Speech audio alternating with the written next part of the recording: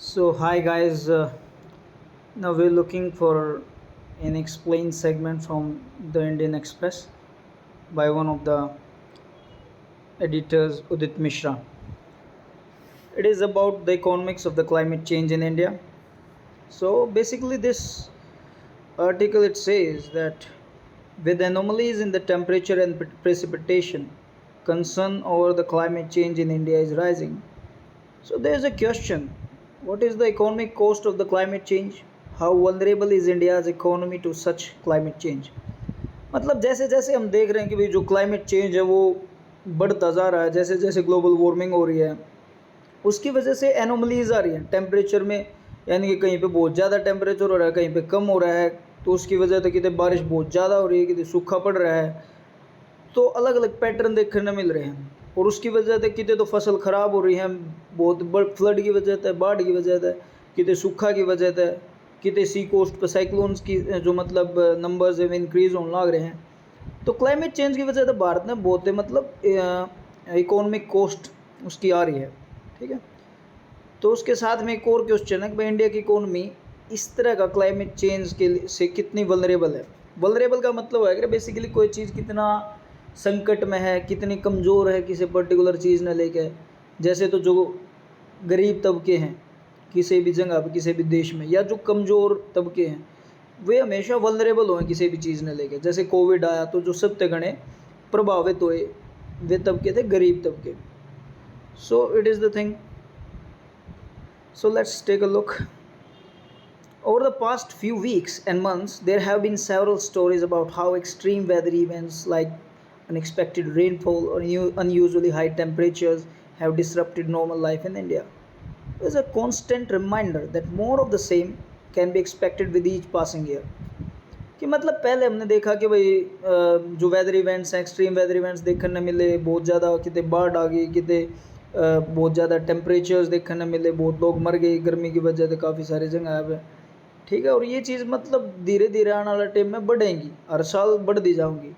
And to be sure the global climate risk index 2021, global climate risk index आया 2021 में, और इसने कहा कि भारत 7वीं सबसे इफेक्टेड कंट्री है जब बात करा एक्सपोजर की, वल्नरेबिलिटी की, क्लाइमेट रिस्क इवेंट्स ने लेकर।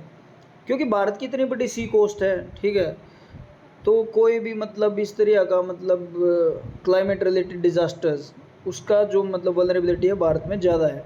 ठीक है, एंड ऊपर द पॉपुलेशन भारत की इतनी डेंस है, तो कोई भी जो छोटी मोटी चीज़ भी होगी तो it will harm India much more than any other similar country of that scale, any other climate disaster of the same scale in any other country.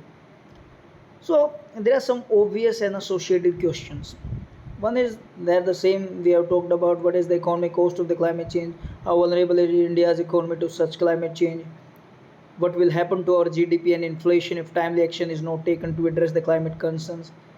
क्योंकि क्लाइमेट चेंज अगर होगा तो उसकी वजह से इकोनॉमी पे फ़र्क पड़ेगा, इकोनॉमी पे फ़र्क पड़ेगा, मान लो फसल ख़राब होगी देश में तो उसकी वजह से जीडीपी कम होगी। जब फसल ख़राब हो जाएगी यानी कि कोई प्रोडक्ट मार्केट में नहीं होंगे, ठीक है, तो सप्लाई चेन में गैप्स बन जाएंगे। जब किसी चीज़ की सप्लाई नहीं होगी, सप्लाई रेस्ट्रेंड होगी, तो उसमें उसके दाम इंक्रीज़ हो जाएंगे, उसकी वजह से इन्फ्लेशन होगी। ठीक है, तो ये चीज़ होने वाली है। ठीक है, अगर हमने क्लाइमेट कंसर्न्स जो हैं वे एड्रेस ना करें तो टाइमली। अभी अभी रिजर्व बैंक ऑफ इंडिया ने एक रिपोर्ट निकाली, the report of currency and finance. ठीक है, इसमें एक चैप्टर पूरा इस चीज़ के लिए डेडिकेट किया गया कि मैक्रो इकोनॉमिक स्केल पे क्लाइमेट चेंज कैसे इफेक्ट करेगा हमारी इकोनॉमिक पॉलिसीज़ को, इकोनॉमिक स्ट्रक्चर को, how will it effect.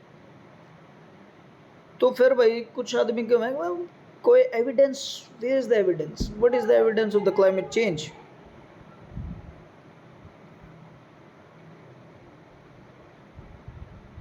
The most obvious signs of the climate change, there are anomalies in the temperature and precipitation. तो जो सबसे ऑब्वियस चीज़ है वो तो हम देख रहे हैं कि भाई लगातार हम देख रहे हैं गर्मी बहुत ज़्यादा बढ़ रही है, उसकी वजह से जो प्रेसिपिटेशन का पैटर्न है वे चेंज होने लग रहे हैं। फिर अपना जो सदर्न कोस्ट हैं, जो मतलब ख़ासतौर पे जो वेस्टर्न कोस्ट हैं, उस पर पहले कम मतलब साइक्लोन्स आते थे, पिछली बार इतने सारे साइक्लोन्स आए। Look at chart 1 for the average annual temperature in India. The annual average temperature in India has been increasing gradually The rise has been significantly sharper during the last decennial than during any other 20 years interval since 1901, finds the Reserve Bank of India paper. तो भाई reserve bank of India paper में बताया 1901 से लेकर और ये पिछले जो 20 साल थे इन 20 सालों में सबसे ज़्यादा टेम्परेचर का इंक्रीज देखा गया। ठीक है, यानी कि उससे पहले किसी भी 20 सालों में इस तरह से इंक्रीज नहीं देखा गया।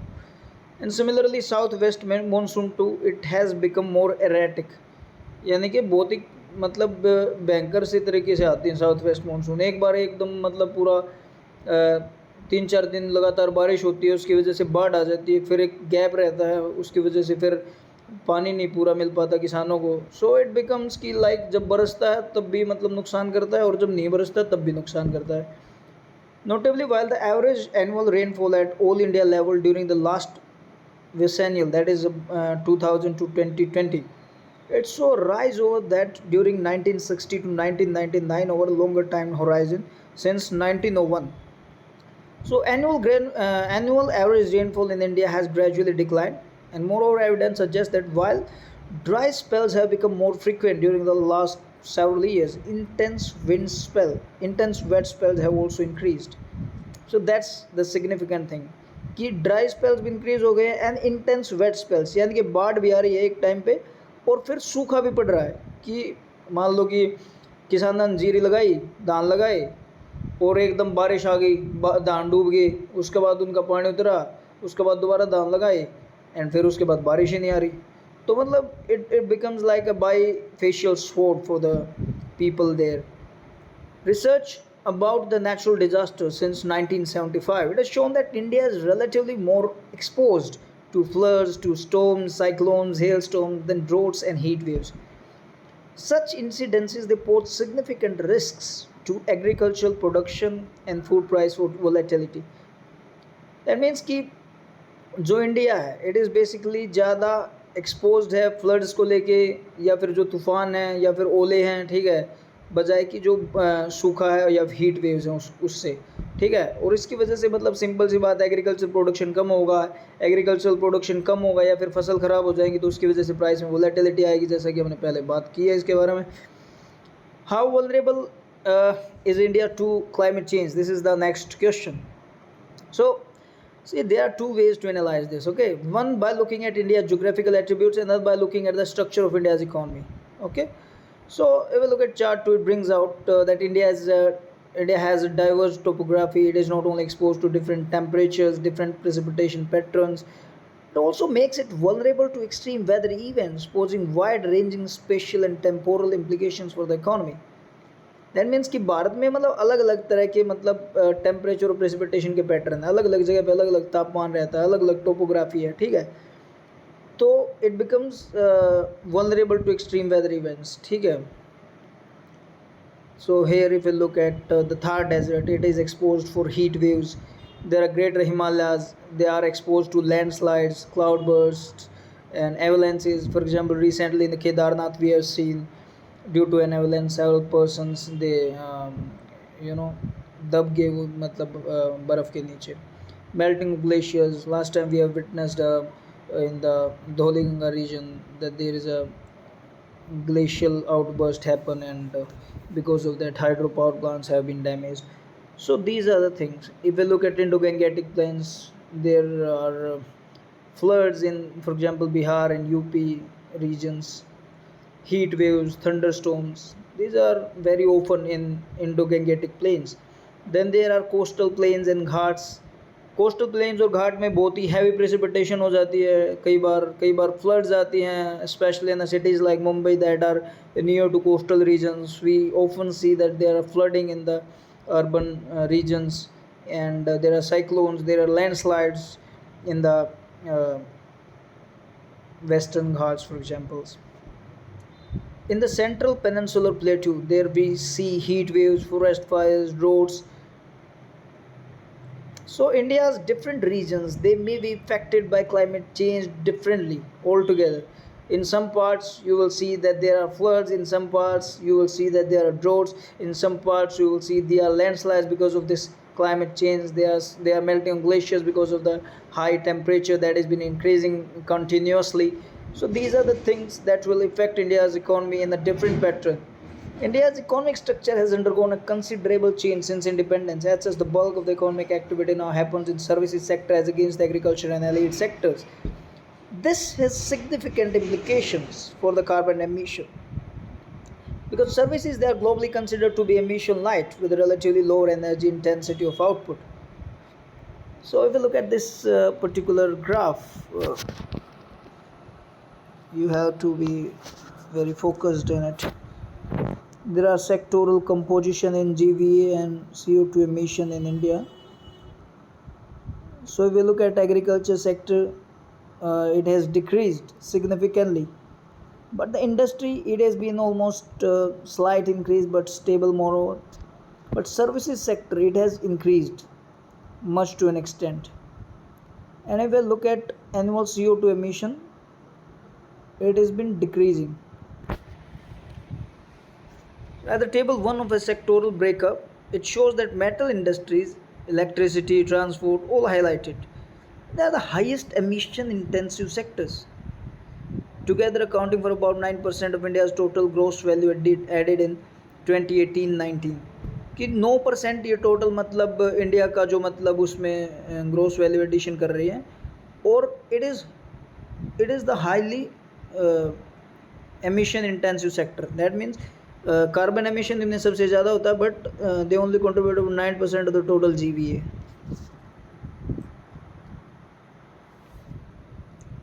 In other words, the sectoral composition of Indian economy helped reduce its carbon emission. However, notwithstanding this, fossil fuels have an overwhelmingly large share in India's primary energy consumption, and this fact needs to be changed.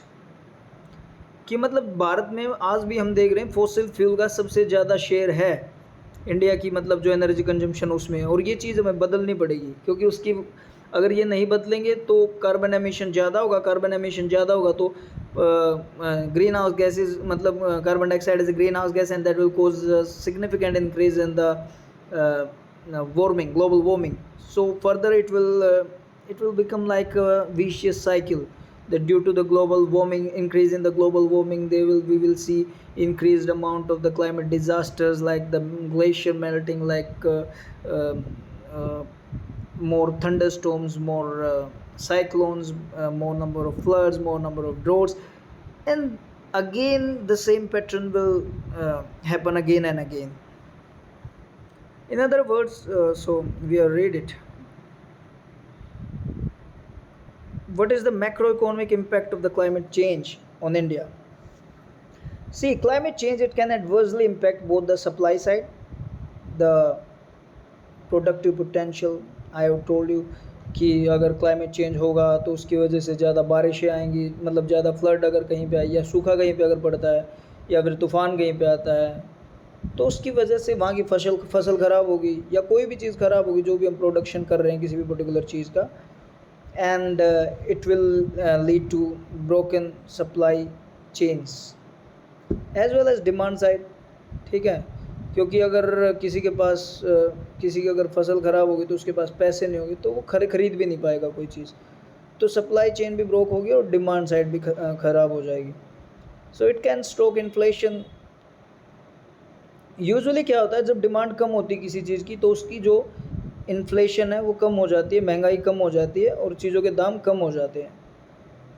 और इसी तरह जब किसी चीज़ की demand बढ़ती है तो inflation भी बढ़ती है. So basically in usual sense of terms demand is directly proportional to inflation, but in certain unusual condition like we have seen during Covid के दौरान क्या हुआ कि चीज़ों के डिमांड भी कम थी बट फिर भी उनके दाम बढ़ गए क्योंकि सप्लाई साइड जो है वो सप्लाई की जो चेन्स है वो टूट गई थी. ठीक है, जैसे सप्लाई चेन्स टूटेंगी उसकी वजह से क्या होगा, किसी चीज़ को मतलब बनाना बहुत महंगा हो जाएगा. मान लो कि कोई चीज़ चीन से आ रही थी सस्ती, अब वो वहाँ से नहीं आ पा रही ड्यू टू एनी रीजन्स. ठीक है, तो उसके लिए अब हम और कहीं से इंपोर्ट कर रहे हैं या फिर खुद बना रहे हैं किसी चीज़ को and it is now become very costly. ठीक है, तो उसकी वजह से इन्फ्लेशन इंक्रीज हो जाएगी. Reduce economic output, trigger uncertainty and change consumer behaviour. Over the years, there have been several predictions, there have been several assessments made about the impact of the climate change on India's economy, and some are listed below. According to Niti Aayog in 2019, about 600 million of India's population, that is 60 crores, they are facing severe voter stress with 8 million children, that is about 80 lakhs, below 14 years in urban India, they are at risk due to poor water supply.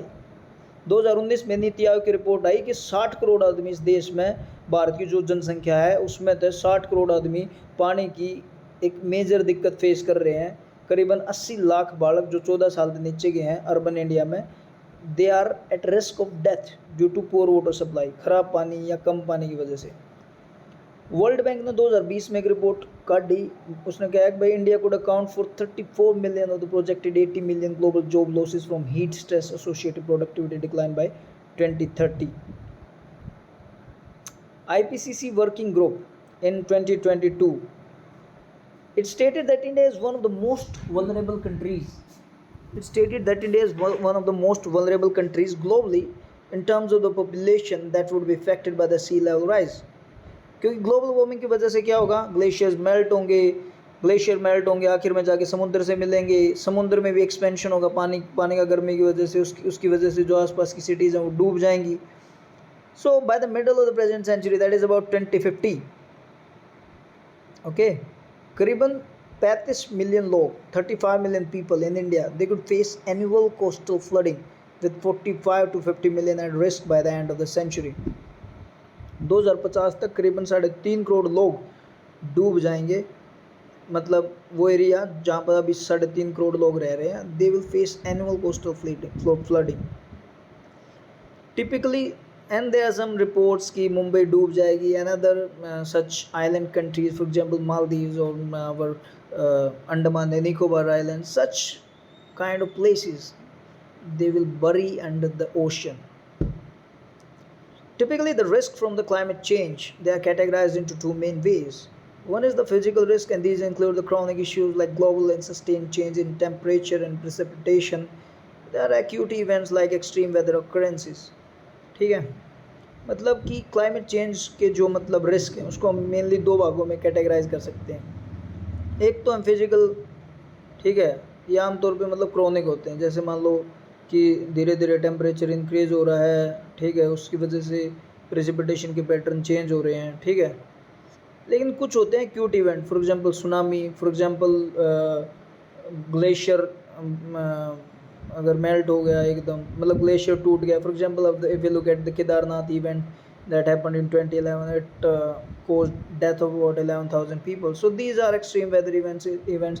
For example, there was tsunami in the Indian Ocean in 2004, I think. So these are the extreme weather occurrences. The second category of the risks, they are called transition risks. Simply put, these refer to the economy-wide changes arising from the transition towards a low carbon economy. कि एक तो change हो गया climate, एक तो risk हो गया climate change थे, ये कि भाई जो मतलब तूफान आ गया, बाढ़ आ गया, फ्लड आ गई, कुछ भी आ गया XYZ, ठीक है। दूसरे हो गए कि भाई हम ट्रांजिशन अगर करा, ठीक है, मान लो आज के दिन हम फॉसिल फ्यूल यूज़ कर रहे हैं, उसकी बजाय हम एक लो कार्बन इकोनॉमी बनने की कोशिश करा और अब उसका खातर चेंज करा, ठीक है, तो उसकी वजह से क्या होगा। So this is best encapsulated by a paradox called success is failure, and this phrase, it was used by the Mark Carney, the governor of the Bank of England in 2016. It was meant that if the shift towards becoming a low carbon economy is too rapid, it could materially damage a country's financial stability. It basically means कि भाई अगर हम जो fossil fuel है उनका use बंद करके एकदम मतलब ऐसी रिन्यूएबल एनर्जी की तरफ अगर भागने की कोशिश करें, ठीक है, तो इससे जो फिनेंशियल स्टेबिलिटी है देश की, ठीक है, इससे जो मतलब देश की जो विकास की गति है बेसिकली वो कम हो जाएगी, वो रुक जाएगी। So can policies provide some solutions? See, if you look at the network of the central banks and supervisors for greening the financial system, NGFS, they have created an analytical framework. It is called as National Institute Global Econometric Model, NIGEM, to produce policy insights. And in this model, the researchers looked at how GDP growth and inflation, it would be affected under the six different policy stances when compared to the baseline, which is the best case scenario involving no impact of the climate change. So here it is, the table 2, and there are six instances that have been shown in it. If we look at detail in it, let's go into the screenshots. Here it is. Okay, so there are six standards given below 2 degrees Celsius. This scenario assumes that optimal carbon prices, as per the long-term path, they are set immediately after 2020 and keep the 67th percentile of the warming below 2 degrees Celsius throughout the 21st century. If you look at current policies, the existing climate policies, they remain in place without any change in policy ambitions. There is delayed transition. The scenario assumes the next 10 years see a fossil recovery and thus follow the trajectory of the current policy scenario until 2030 is related to below 2 degrees Celsius scenario, but follows a very skewed path due to the late start. Divergent net zero, the scenario assumes that optimal carbon prices are aligned with the long-term targets that are implemented immediately after 2020 after a limited temporary overshoot before reaching net zero, and this is related to net zero 2050 but follows a divergent path. Mitigation action taking place in the transport building sectors reflecting lack of coordination. And the last is net zero 2050. The scenario, it foresees the global carbon dioxide emissions to be at net zero in 2050. It limits the temperature rise to 1.5 degrees Celsius. Furthermore, the countries with a clear commitment to a specific net zero policy target at the end of 2020, they are assumed to meet this target. So these are the six benchmarks. The following two charts, they detail how India's inflation and GDP might be affected under different policy stances. It is showing कि current policies के हिसाब से कैसे चलेगा, below two degree Celsius के हिसाब से कैसे चलेगा. These are the things.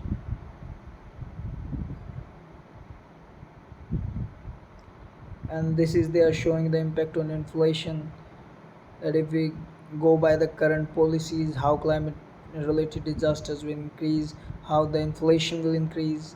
If we go by 2 degrees Celsius wala, then how will things change. All these trade-offs, they will become sharper as India try to achieve the twin goals of achieving net zero emission by 2070 and becoming an advanced economy, which implies higher emission by 2047. So this was an editorial by Udit. Again, I will say all the editorials by Udit, they are very important, especially from the Union Public Service Commission Civil Service Examination perspective. It is very important, especially for the economy. Thank you.